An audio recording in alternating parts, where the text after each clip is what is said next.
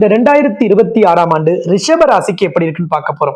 2025ல பல்வேறு மோசடிகளும் அவமானங்களும் ஏமாற்றங்களும் அதிக அளவுல சந்திச்சவங்க ரிஷப ராசிக்காரங்க. ஆனா இந்த 2026ஆம் ஆண்டு பிறக்கும் பொழுதே உங்களுக்கு யோகத்தை தர மாதிரி தான் பிறந்திருக்கு. உங்க ராசிநாதன் அதாவது சுக்கிரனின் நட்சத்திரமான பூர நட்சத்திரத்துல கேது இருக்கும் பொழுது உங்க ராசியில் சந்திரன் உச்சம் பெற்று இருக்கும் பொழுது இந்த ஆண்டு பிறந்திருக்கு. அப்ப கண்டிப்பாக உங்க ராசிநாதனான மகாலட்சுமியின் வழிபாடு இந்த வருடம் உங்களுக்கான வெற்றியை உறுதி செய்யும்.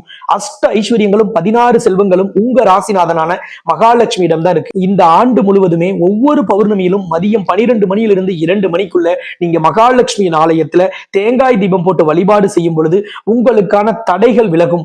எதெல்லாம் உங்களுக்கு நடக்கலன்னு நீங்க நினைச்சீங்களோ, எதெல்லாம் கடந்த காலம் உங்களுக்கு கிடைக்கலையோ, அது எல்லாமே உங்களுக்கு கிடைக்கும் ஒரு உன்னத வருடமாக இந்த 2026ஆம் ஆண்டு உங்களுக்கு உறுதியாக இருக்கும். தனஸ்தானத்தில் குரு பகவான் அமர்ந்திருக்கும் பொழுது உங்களுக்கான தன வரவு தாராளமாக கிடைக்கும். குடும்பத்தில் அமைதியும் குடும்பத்தில் சுப நிகழ்ச்சியும் நடக்கும். நீங்க தலைமையேற்று உங்க குடும்பத்தில் ஏதாவது ஒரு விசேஷத்தை நடத்தி வைக்கணும், ஒரு சிறப்பு நிகழ்வை நீங்க நடத்தணும்னா அதற்கு உங்களுக்கு வாய்ப்பு கிடைக்கும். அப்ப குடும்பம் உங்களை ஆதரிக்கும். குடும்பத்தோடு இருந்த கருத்து வேறுபாடும் தொழில் வியாபாரத்தில் இருந்த கருத்து வேறுபாடு வராக்கடனின் அளவு உங்களுக்கு குறையும். கண்டிப்பாக பணம் சார்ந்த முயற்சி, பணம் சார்ந்த சிக்கல், பணம் சார்ந்த எந்த விதமான துன்பமாக துயரமாக இருந்தாலும் இந்த 2026ஆம் ஆண்டு அது முடிவுக்கு வரும். அப்ப கண்டிப்பாக உங்க கையில பணம் புழங்கக்கூடிய ஆண்டாகவும் பணத்தை நீங்கள் அதிக அளவில் கையாளக்கூடிய ஆண்டாகவும் இந்த 2026ஆம் ஆண்டு இருக்கும்.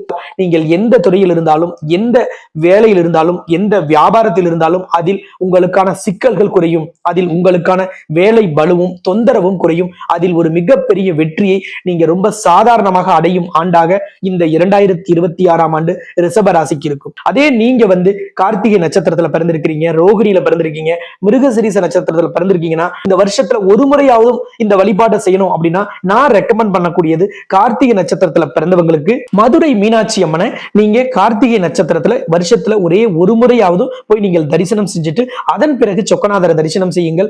ரோகிணி நட்சத்திரத்தில் பிறந்திருக்கவங்க திருப்பதிக்கு போங்க. திருப்பதிக்கு போகும் பொழுது முதல்ல பத்மாவதி தாயாரை வணங்கிட்டு அதன் பிறகு திருப்பதியில் இருக்கக்கூடிய திருவேங்கடமுடையான நீங்க வழிபாடு செய்யும் பொழுது உங்களுக்கான தடைகள் விளக்கப்படும். மிருகசீரிஷ நட்சத்திரத்துல பிறந்திருக்கீங்க, அப்ப நீங்க என்ன வழிபாடு செய்யணும்? மதுரைக்கு பக்கத்துல இருக்க பழமுதிர் சோலையில அறுபடை வீடுகளில் ஒன்றான பழமுதிர் சோலையில தம்பதியராக இருக்கக்கூடிய முருகப்பெருமானை நீங்கள் போய் வழிபாடு செய்யும் பொழுது இந்த வருடம் உங்களுக்கு வளம் கொளிக்கும் ஆண்டாகவும் நலம் தரும் ஆண்டாகவும் அற்புதமாக நடக்கும். அதிர்ஷ்டம் உங்களுக்கு நிறைய கிடைக்கும். ஒரு அற்புத ஆண்டாகவும் நீண்ட கால தடைகள் வேதனைகள் அனைத்தும் விலகும் ஆண்டாகவும் 100க்கு 90% சுப பலன்களை பெறும் ஆண்டாகவும் இந்த 2026ஆம் ஆண்டு உங்களுக்கு உறுதியாக இருக்கும்.